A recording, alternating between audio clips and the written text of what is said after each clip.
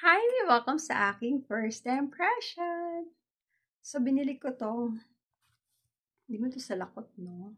Sombrero na to, mami ko. Yan, less than 100 pesos lang to.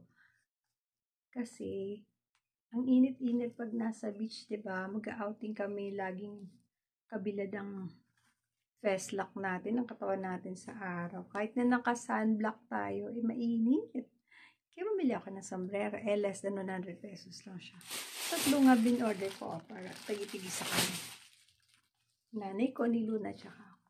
Maganda dito mga mi, ayan, may adjustment na siya, so hindi siya lilipa rin basta-basta, diba? Kasi nakahook siya dito. Tapos may paribon pa si Mayor, diba? Feel na feel.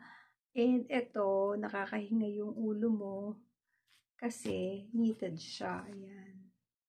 Parang semi-ratan, hindi ko alam ng tela to. Basta malambot na ratan, parang ganyan. Tapos makapal din siya. And, ayan, ready na tayo for outing. O, imbitahan nyo na ako ha, outing na tayo.